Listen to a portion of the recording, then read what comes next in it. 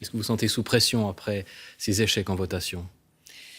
Non, je ne me sens pas sous pression, mais évidemment, on était très déçus de ce résultat du 12 février. Et puis, on s'est beaucoup investi pour avoir le résultat que nous avons souhaité.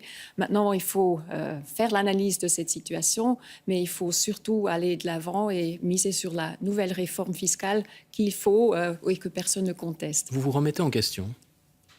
Je me remets en question tous les jours. Il faut procéder à l'autocritique, mais il faut apprendre des erreurs dans le passé et puis mieux faire à l'avenir, c'est ça. Quelles sont les erreurs commises? Je crois qu'une analyse qui est sortie la semaine passée sur le résultat du 12 février a montré que le peuple n'a tout simplement pas compris ce dossier très complexe. Donc, il faut mieux expliquer. C'est pour cette raison que quand j'ai commencé à Économie Suisse, nous avons lancé des dialogues avec la population. Donc, nous allons continuer dans cette même direction, insister, mieux expliquer les besoins de l'économie, mais aussi écouter la population, écouter les préoccupations et les sensibilités. Vous dites écouter la population. Il y a une chose malgré tout qui apparaît. Vous avez souvent le même argument, hein, l'économie. Vous dites attention, il ne faut pas fragiliser les entreprises, attention, on met les emplois en danger. Manifestement, cette rhétorique de la peur, là, ça ne fonctionne pas. Les Suisses ne vous croient pas. Il faut mieux expliquer. Et c'est vrai, c'est peut-être des arguments qui sont trop génériques. Il faut aller dans les détails, savoir expliquer très concrètement pour tout un chacun ce que ça signifie.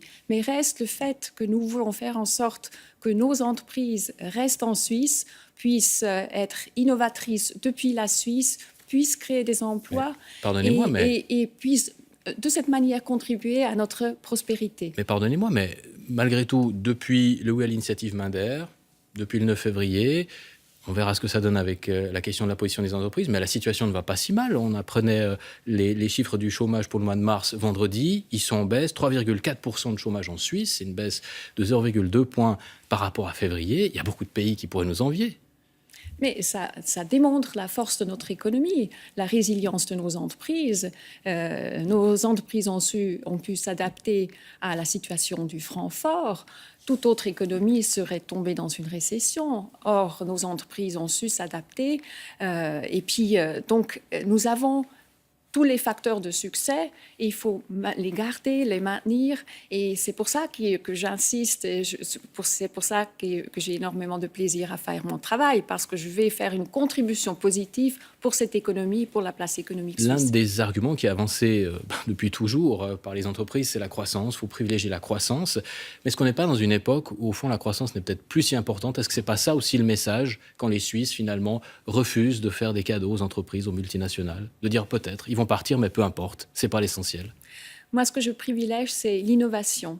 C'est grâce à l'innovation que nos entreprises peuvent être compétitives, peuvent vendre leurs produits sur les marchés mondiaux.